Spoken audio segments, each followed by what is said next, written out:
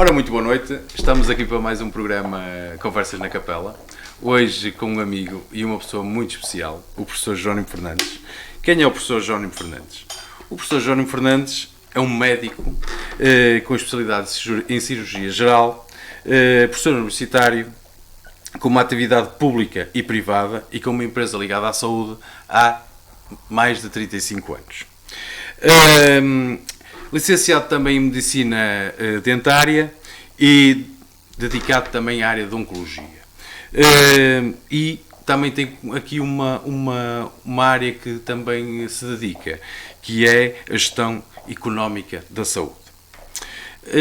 Professor, boa noite, obrigado por estar aqui presente, aqui connosco. Já sabe que isto é um webcast amador, isto aqui é um webcast para nós, que nós temos, ou que eu tenho, em conjunto com algumas pessoas, que tentamos tratar de temas aqui da cidade do Porto e da região norte do país, e hoje o tema que vamos ter é um tema provocante. Um tema provocante que todos nós temos um bocadinho no nosso coração e gostamos muitas das vezes de discutir fora deste tipo de coisas. E o que é? A falta de representatividade e a subordinação do Norte ao regime e, neste caso, ao Poder Central. Professor, provocante. Bom, em primeiro lugar, boa noite a todos e obrigado pelo convite do João Abreu e felicitá-lo por esta iniciativa, que sei que já leva um tempo. Para ele parece ser um hobby que certamente o leva a sério, porque às vezes levamos até bastante a sério os hobbies que temos e daí nasce obra importante.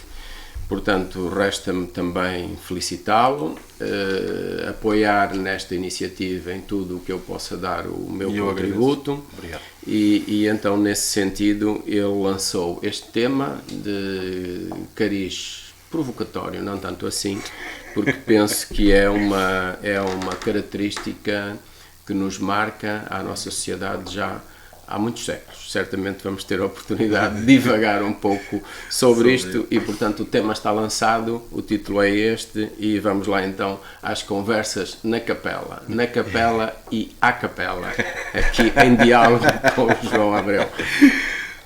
Professor, e sobre este tema que, não sendo querer controverso, acha que ainda continua assim? Bom, eu penso que sim. Somos um país centralista. Eu penso que isto é uma ideia que se arrasta, é uma redundância. O país está centralizado em Lisboa. O poder central sempre teve muita capacidade de decisão na nossa sociedade. E isto vem de tempos imemoriais. Nós fomos um reino onde o rei nunca foi muito confrontado com os poderes regionais. E certamente mais à frente poderemos dar alguns exemplos disto, exemplos históricos, mas o que é facto é que, para além de uma certa oposição entre regiões, de que eu não sou adepto, nós temos uma característica essencial como país, com mais de 8 séculos, vamos quase no 9º século de existência, temos um grande denominador comum que devemos reforçar e não são as características regionais que devem ser exacerbadas. Sendo certo que há capacidades, características, competências que são melhor desenvolvidas e aprofundadas ao nível local, ao nível regional, do que através de um mecanismo central que, repito, sempre foi norma, tirando alguns períodos, poucos tempos do exercício do poder em Portugal, mas há sempre uma tendência muito grande para o centralismo. E nesse sentido, o Norte e o Porto, em particular, certamente têm algumas razões de queixa, mas vamos adiante. Mas é por nos sentirmos inferiores ou acha que é uma característica nossa, sei lá, deixarmos as coisas se calhar andar um bocadinho, ou seja, deixarmos o poder central mandar em nós, assim, desta forma? O que acha? Não sei, eu estou aqui a divagar um pouco sobre o tema, porque de facto isto é um estado de alma, porque sempre ouvi falar nele e é um tema assim que toda a gente diz, toda a gente fala, toda a gente tem aqui sempre um certo preconceito, porque quando uma pessoa está no sul e vem falar do norte, parece que nós somos aqui uma aldeiazita cá em cima, eles nem sabem muito bem qual é o caminho, quer dizer, somos aqui, eu não quero estar aqui a aplicar termos, mas pronto, entende a ideia geral. E isso é assim, isso é mesmo histórico, ou seja, isto já vem de muitos anos, ou seja, isto é o antigo regime, o novo regime, será sempre assim, e eu não sei até que ponto isto não será, quer dizer, nós sabendo que foi no norte que nasceu o país, nós devíamos ter aqui uma forma diferente de abordar isto, não é? Digo eu, não sei. É uma matriz cultural e administrativa. Portanto, a capital já passou por 3 cidades, pelo menos, não é? Já foi em Guimarães, depois já foi para Coimbra, e depois sediou-se em Lisboa, e sendo certo que o poder sempre foi centralizado no rei. Houve poucos conflitos no tempo da monarquia, não houve um poder específico da nobreza regional relativamente ao rei. A corte sempre foi muito forte e centralizada em Lisboa. E depois a nossa expansão, a nossa epopeia além mar, a nossa epopeia dos descobrimentos, as conquistas, as riquezas que por essa via fomos adquirindo, eram sempre era o rei que as possuía e que depois as dava, as outorgava através portanto, do governo de terras, das riquezas que vinham para o reino, para a capital, e sempre assim foi. Portanto, sempre houve algum preconceito. Isto são características inatas culturais, quer dizer, que são difíceis de resolver. Temos que as tentar compreender para não entrarmos em conflito. Isto é, nós como região norte, ou eu como nortenho, e radicado aqui no Porto há mais de 5 décadas, não sou originário daqui, nasci em Trás-os-Montes, mas desde os 11 anos que vivo no Porto, vivi sempre no Porto, estudei no Porto, fiz a minha atividade profissional até hoje sempre aqui, nesta cidade. Portanto, embora eu diga de onde és, eu sou natural, sinto-me transmontano, mas quase sempre me emociono a falar disto e espero que não aconteça neste caso, porque realmente sinto-me realmente um portuense de gema, sim. Porque a minha infância foi aqui, as minhas memórias são sempre daqui do Porto, e sinto-me muito ligado a todos os aspectos culturais, aos aspectos desportivos, aos aspectos associativos,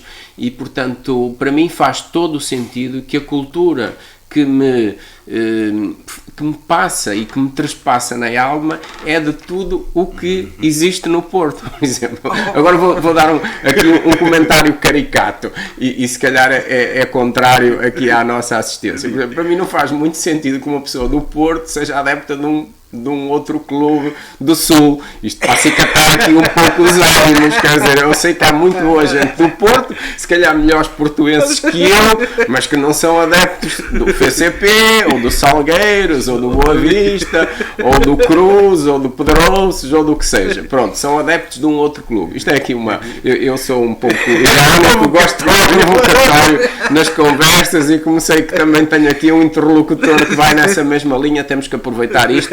E quando nos levamos demasiado a sério, às vezes não dizemos coisas sérias. Nem pensar. Aliás, porque assim, para esta conversa ser de facto uma conversa que as pessoas vão gostar de ver e de ouvir, nós temos que ter aqui claramente uma vontade de falar de tudo. E para falar de tudo, nós estamos aqui num sítiozinho aqui no Centro Histórico do Porto, para quem não sabe, e é assim, nós aqui quase que diria que estamos quase na alma daqui do Porto, porque estamos aqui para aí a 300 metros aqui da Torre dos Colégios, por isso isto temos que falar destas coisas, tem que ser uma outra forma de abordar as coisas. Mas eu ia fazer outra pergunta, porque até lhe digo mais, eu acho que devia ter começado até por essa pergunta, que é, de onde é que vem essa paixão pela medicina? Isto foi de propósito, foi um acaso, foi assim? Esta é uma pergunta que não estava combinada. A minha paixão pela medicina foi, lá está, a vida não é um caminho que está pré-definido porque do meu caso concreto eu só posso falar do meu. Eu era para ter sido engenheiro civil e no dia em que era para escolher e pôr lá a cruzinha no curso de engenharia civil, coloquei a cruz em medicina.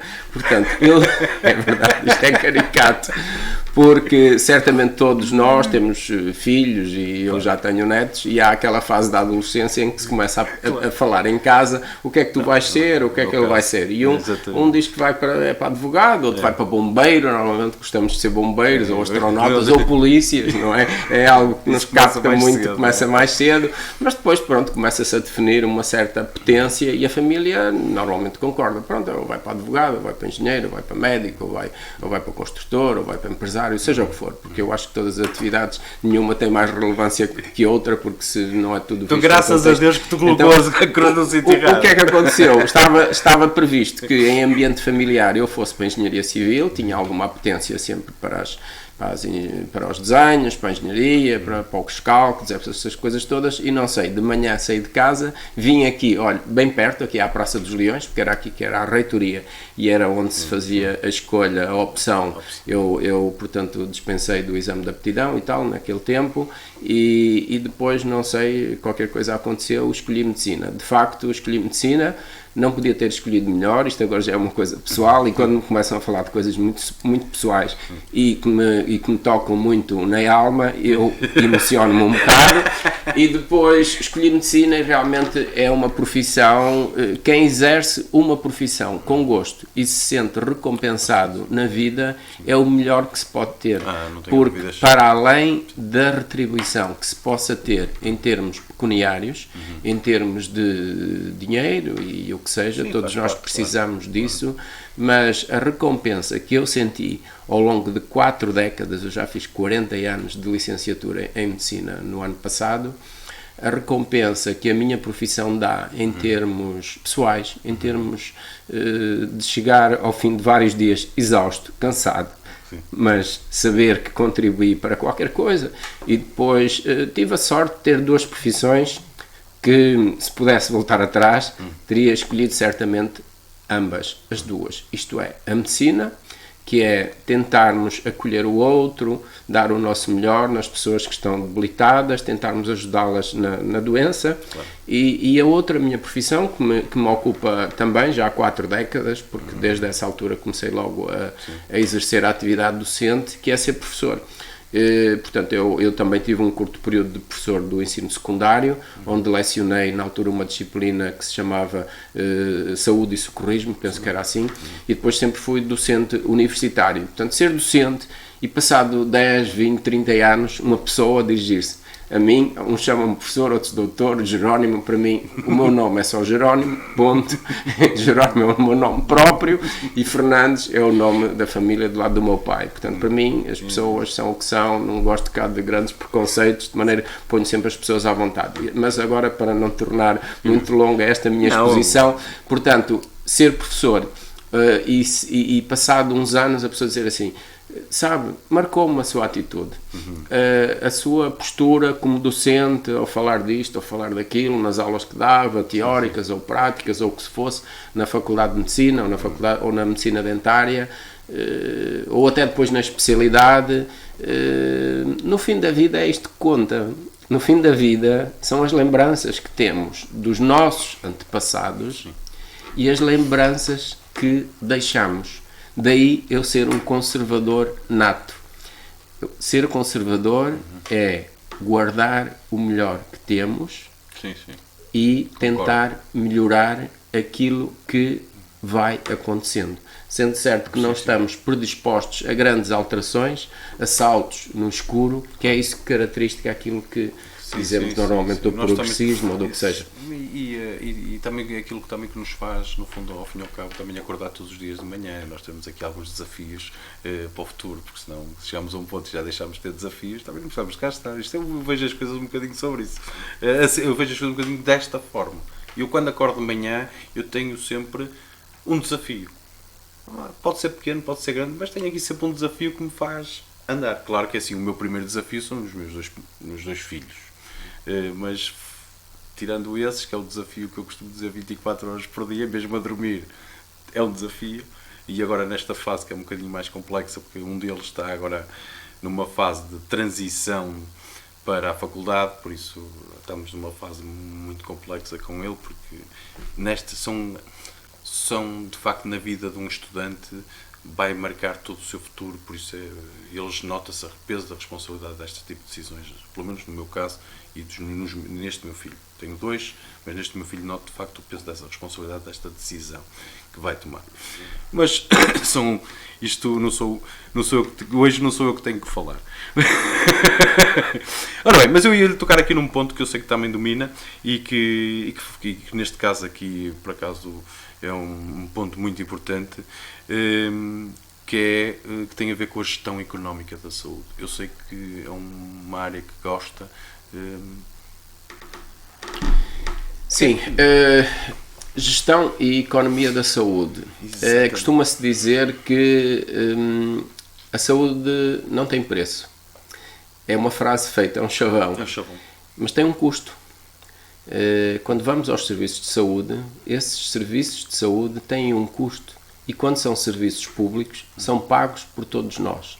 Portanto, é um tema que deve ser alvo de grande reflexão, que é o modo como se gera a coisa pública.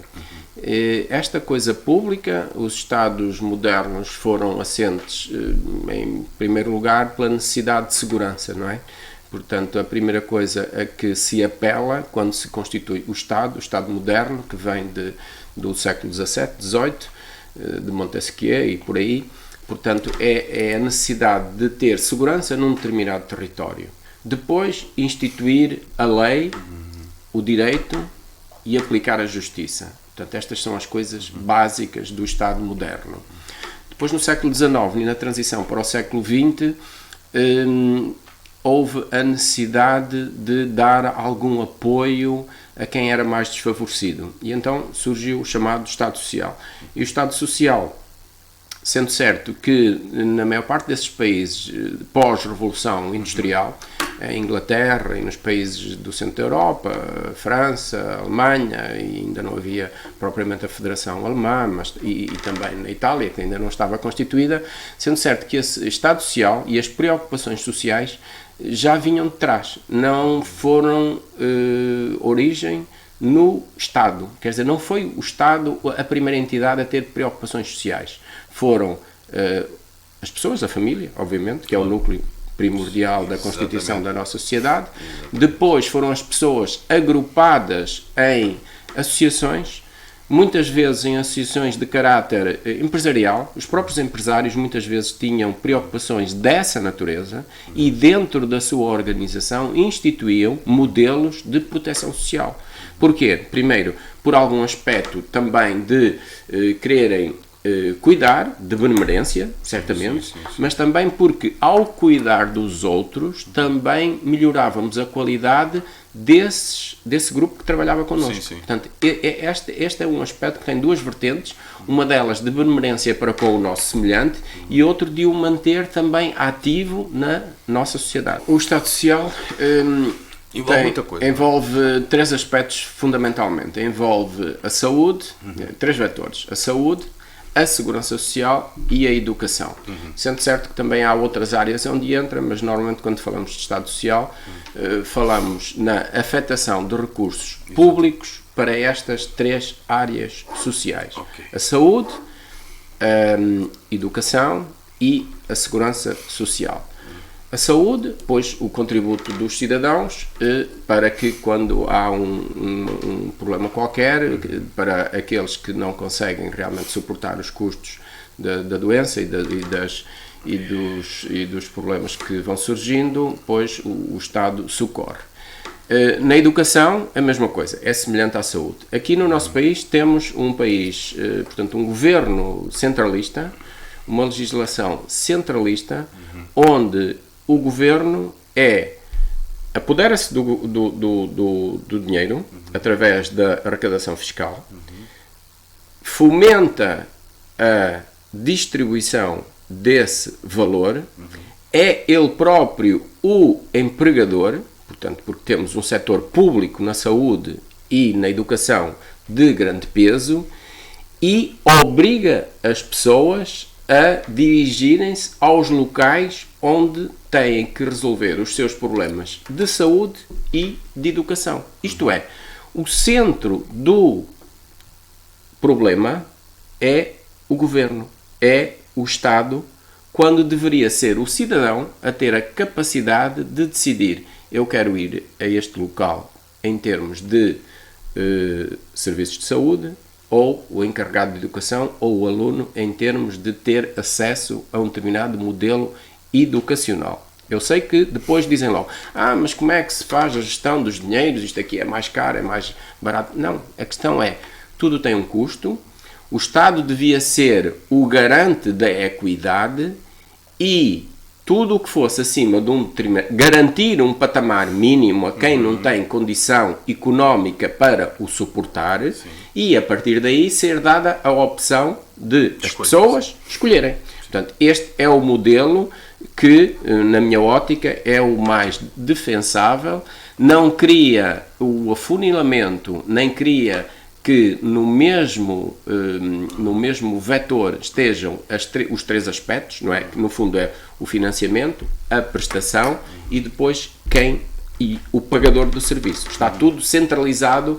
na burocracia do Estado. Portanto, o cidadão aqui é reduzido à sua impotência total. Depois temos o outro aspecto, que é o da segurança social. O da segurança social, que foi aquele que o principal do mote que deu, que é suportar aqueles que têm as suas necessidades temporárias e depois aqueles que têm necessidades depois de uma determinada idade e na reforma têm que ter o fruto resultante da acumulação dos seus descontos. Pronto. Relativamente à questão da segurança social no período da vida ativa da pessoa, pois se um indivíduo tem, um cidadão, um trabalhador, ou que seja, fruto das circunstâncias do contexto económico, laboral, ou o que seja, tem necessidade de socorrer do fundo social, da segurança social, pois deve ter o seu contributo daquilo que arrecadou, daquilo que deu do seu contributo, claro, ou da sociedade dos seus semelhantes. Mas deve ser, num determinado tempo, deve-se-lhe dar a oportunidade e a obrigação de ele ser submetido a opções, tem uma opção de trabalho, tem que ir trabalhar, e mais, se a pessoa não tem deficiência física, se não tem capacidade para o trabalho, há muita forma de contribuir para a sociedade em trabalhos de índole social. Seja é exatamente aquilo que eu penso. E foi exatamente o foco que deu. Portanto, enquanto a pessoa está a receber 400, 500 euros, 300, o que seja,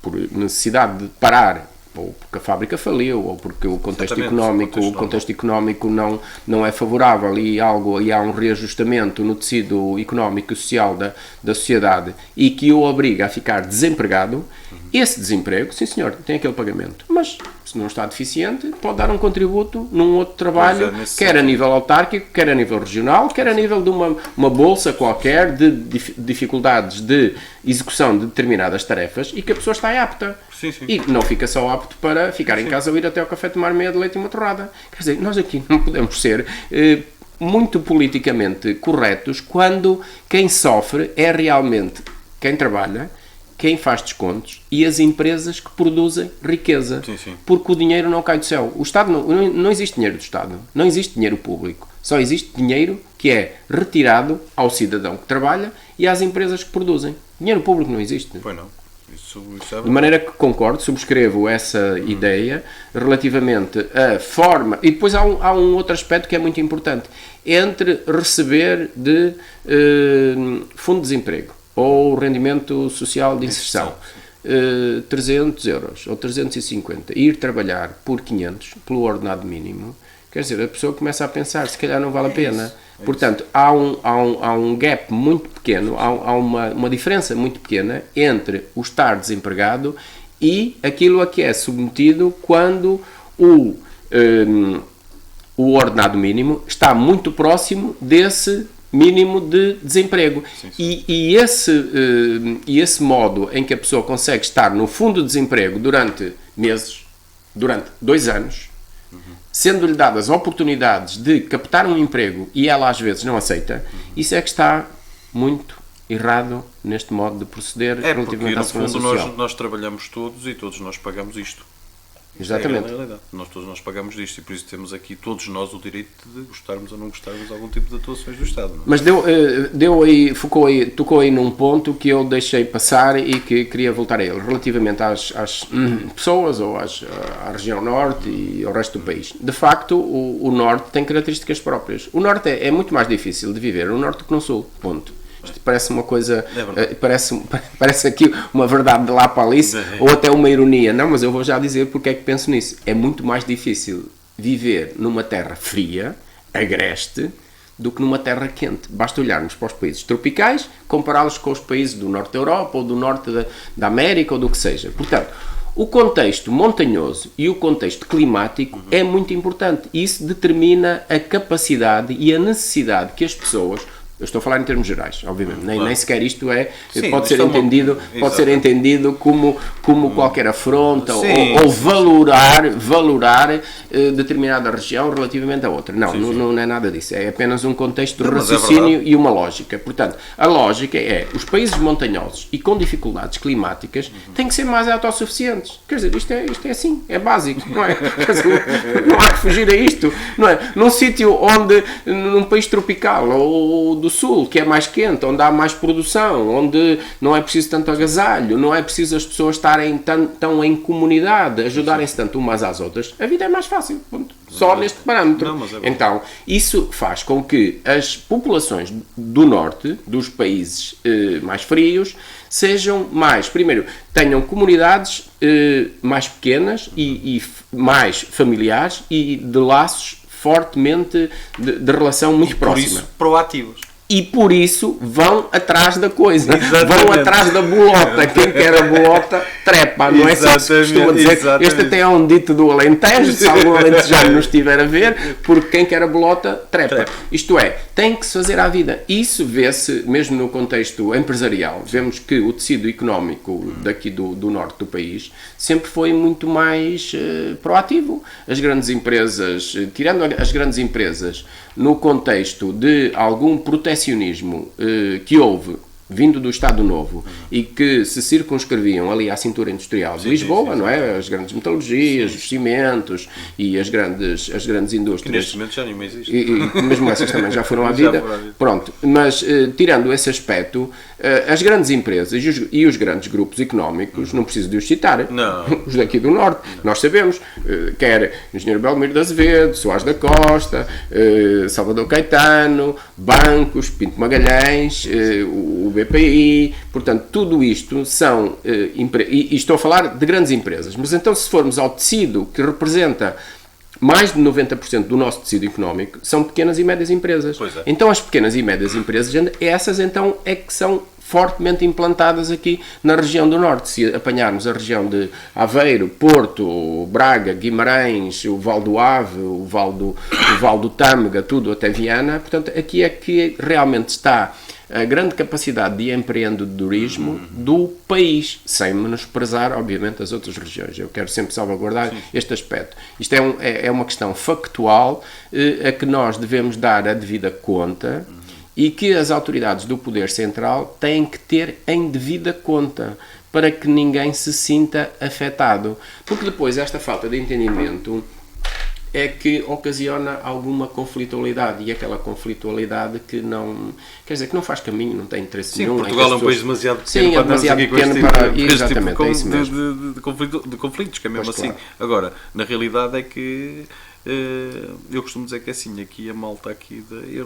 não quero, mais uma vez, não quero ser aqui muito incisivo neste tema, mas eu noto aqui na região norte uma predisposição para encontrar novas soluções e andar para a frente com a vida que não encontro noutro tipo de zonas do país. Eu acho que nós temos aqui qualquer coisa, se calhar é um pouco por aquilo que disse, nós estamos habituados um bocadinho a quem quer a bolota trepa, se calhar mais que outras zonas. Mas isto é uma característica, pronto, é o que nós temos, se calhar, de diferenças. Tem mais dois aspectos que também focou e que eu queria sublinhar, que é desde tempos que a população do Norte tem uma percentagem muito grande de imigração. É verdade. Portanto, as pessoas, quando não estão bem, põem-se, não é? Mudam-se. mesmo Infelizmente, é assim. Quer dizer, não têm condições. Vão à procura.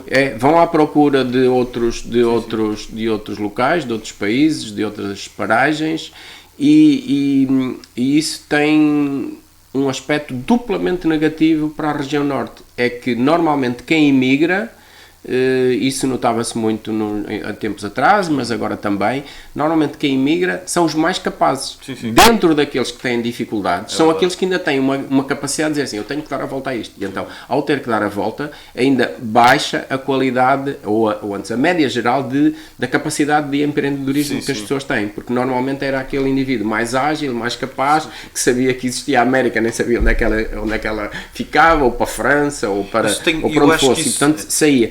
E outro aspecto só é que realmente no Sul, como é mais aberto, sempre foi mais aberto à entrada de outras culturas, outras gentes, outras migrações, portanto faz desvanecer um pouco esta necessidade que numa população mais fechada sente com mais premência. É porque nós aqui, por acaso, quando falo em população fechada é mesmo verdade, ou seja, está aqui sei lá, uma energia que nós temos todos aqui e nós percebemos essa energia porque somos daqui, que parece que estamos a 5.000 km de distância e quando encontramos alguém aqui da nossa região parece que nos cheira, ou seja, parece que nós estamos aqui logo todos ligados e rapidamente fazemos aqui um grupo da malta aqui do Porto, da malta ali de não sei de onde, mas temos mais esta não sei, esta característica é um bocadinho mais... Temos esta característica, devemos reafirmá-la e não devemos ter qualquer relutância ou pejo em dizer que somos assim, porque os outros nossos concidadãos reconhecem isso em nós. Eu sei que sim. Eu tenho tantos amigos, tenho família, todos nós temos, não é necessário apelar ao eu, mas todos nós temos gente em Lisboa, no Algarve, no Alentejo, que dizem assim, opá, vocês lá no Norte realmente, opá, aquilo é malta fixe. Não temos só qualidades, temos defeitos, temos características de alguma animosidade, de alguma emotividade, de, sei lá, sermos às vezes demasiado radicais, mas também não podemos ser bons em tudo, senão não é porque não éramos mesmo bons. Portanto, o que é certo é que temos uma capacidade mesmo de abertura a quem é diferente de nós e que se quer integrar no nosso contexto cultural e social. Pronto, e são estas especificidades, são estas características próprias que quem governa a nível central deve ter a perspicácia de perceber para colher o melhor de cada um. O melhor de cada um, isto é, o melhor de cada região. Nós não somos todos iguais. E ao governar um país também não podemos nivelar tudo pela mesma bitola.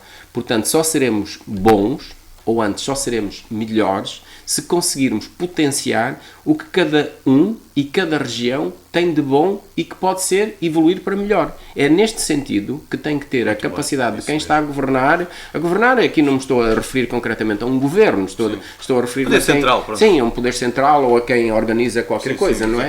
Portanto, é sempre captar o melhor. Ou seja, aquilo que me está a dizer é que as políticas devem ser dirigidas ou devem encontrar no fundo os melhores dentro de cada um, as melhores, aquilo que cada uma das regiões em Portugal tem de melhor. Ou seja, as políticas devem ser direcionadas e tendo em conta uma política base, mas devem ser direcionadas para cada uma das regiões. Da mesma forma que eu concordo com isso a 100%.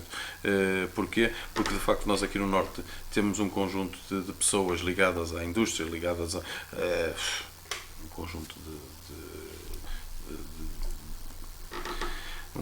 de empresas e atividades económicas de excelência, e nós podemos claramente dar aqui o salto e poder pôr estas empresas aqui cada vez mais fortes dentro da Europa. E da mesma forma que no Sul terão de certeza outro tipo de empresas mais ligadas àquela zona, até serviços. Serviços, sim. Até serviços. Os serviços estão muito localizados no Sul, de qualidade, de excelência também, e claramente também podem fazer aqui alguma coisa também por Portugal na Europa, porque o contexto é sempre a Europa, porque nós estamos aqui um paísinho, mas o contexto é sempre o mesmo. Muito bem, sim senhor. Eu ia só agora fazer uma última pergunta, porque estou a olhar aqui para tudo aquilo que nós falamos e ainda me falta aqui outra pergunta, porque para mim também é importante saber. Ó professor, diga uma coisa, e hobbies?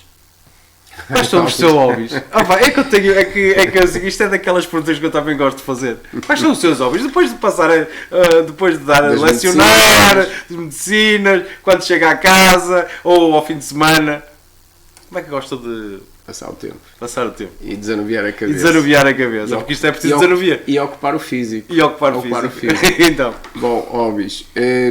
Sempre gostei de atividades extracurriculares. Então,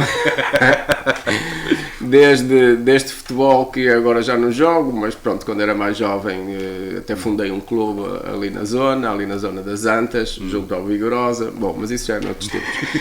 Agora há pouco tempo, ou antes, já há bastante tempo, mas que ainda pratico, é BTT, portanto, fazer aí grandes percursos. Tenho um grupo de amigos que temos, portanto, bicicletas. Mas tem aqui uma coisa bom, é que quando alguém parte um braço ou uma perna, chega lá e aquilo fica logo resolvido num minuto. Com uma ligadura ou com duas de massagem. Exatamente. E está resolvido o problema.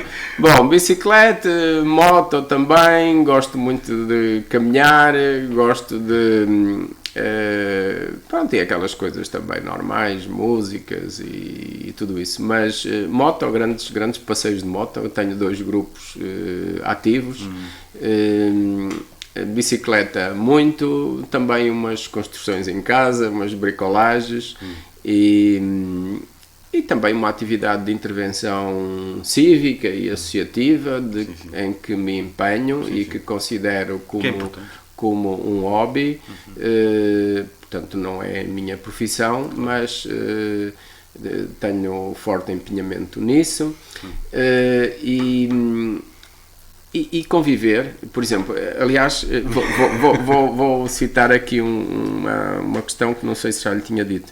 Mesmo este aspecto do webinar, eu já há cerca de uns 20 anos também me integrei numa das primeiras TVs online, que eu já disse há pouco que sou de lá de cima de Trás-os-Montes, nasci em Vila Real mesmo, mas tenho muita família na região do Barroso, portanto Monte Alegre e Boticas, e há 20 e tal anos constituímos lá uma TV online, que é o nome é TV Barroso, passa publicidade aqui, a concorrência aqui ao Conversas na Capela, do João, e portanto essa TV eu fiz muitos trabalhos, andava com a máquina, andava nos campos, fazia, sei lá, reportagens de chegas de bois, que é muito característico lá de cima, fazia reportagens, por exemplo, com o Padre Fontes, muitos eventos. Aqui, olha, lembro-me agora do Padre Fontes, eu estive nos primeiros eventos que ele organizou do Congresso de Medicina Tradicional em Portugal, lá em cima em Vilar de Perdizes. Bom, felizmente a minha vida é muito preenchida. Sim. E a minha vida é sempre foi, todos nós temos dissabores pessoais, profissionais, nós só temos uma vida, por isso temos que viver. Temos que viver, e então temos que habilitar, temos que nos disponibilizar para as oportunidades que nos aparecem, sendo certo que a minha vida foi sempre muito presenteira, muito agradável, quer dizer, porque empenho-me fortemente naquilo que faço. Agora estou aqui a falar com o João, estou totalmente concentrado nisto. Logo, se for andar de bicicleta ou de moto ou fazer outra coisa qualquer, estou fortemente empenhado nisso. Acho que o segredo da vida é nós centrarmos-nos mesmo no momento que estamos a viver. Quando estamos a trabalhar, temos que estar focados no trabalho. Quando estamos gosto muito de brincar, gosto de conviver, gosto de patuscadas, gosto de comer, gosto de beber, quer dizer, gosto de viver, sou uma pessoa normal, e o que nós devemos apresentar, eu não sei se eu espero que isto seja visto por milhões de pessoas, mas às vezes temos algum preconceito em mostrar as nossas diversas facetas de ser humano. O ser humano, às vezes, por exemplo, quando apresenta uma figura pública, não é? A figura pública é um político, ou um jogador de futebol, ou o que seja, não é? E aquela figura pública, nós fazemos uma ideia dele porque é estereotipada, porque ele só mostra, ou quer mostrar, ou às vezes fazem com que mostre, só uma determinada faceta da pessoa. Isso não existe. A pessoas só com uma faceta, das duas, uma, ou são falsas, não é? Claro, Também exato. temos isso, não é? Quer dizer, Claro, temos lógico. amigos, até se calhar Sim, temos sim, na sim. família, pessoas que só Normal. gostam de mostrar uma faceta. Portanto, aquela pessoa é um santo. Ou é ou só tem aquela... Está dentro daquela quadrícula, não é? E não sai daquilo. Não, eu acho que o segredo de uma pessoa e a riqueza da pessoa é mostrar muitas facetas. Porque esse é o ser humano. É o que se envolve, é o que luta, é o que perde, é o que guerra, é o que vai à guerra, é o que chora, é o que grita, é o que... Quer dizer, eu de facto... Se calhar não foi sempre assim. Quando era jovem, também tinha... Todos nós evoluímos, não é? E felizmente aqueles que evoluem, não é? Nós, perante nós próprios, evoluímos. Então, eu era mais reservado, não gostava muito de emitir opinião pública, mas depois, como fui confrontado com duas profissões, eu tinha mesmo que estar exposto. Quer dizer, quero ser médico, tenho que falar com as pessoas. Professor, quer dizer, também tenho que falar. mesmo. E então elaborei e disse assim, não, mas o que dá gozo é mesmo expor as diversas facetas da pessoa. De modo que, sou assim, uns acham piada, outros não acham nenhuma. Pronto, convivemos bem todos uns com os outros. Quem não achar piada não sabe viver. Não sabe viver. Será? Professor, aí agora, em último lugar, não é? Aqui no Conversas a Capela, e eu costumo pedir aqui às pessoas com quem convido e que tenho todo o gosto em recebê-las aqui, para olharem para a câmara e darem aqui uma última mensagem aqui no Conversas da Capela, porque muita gente nos vão ver e é sempre importante a última mensagem e também para fecharmos este webinar e agradecer, como é óbvio. Obrigado.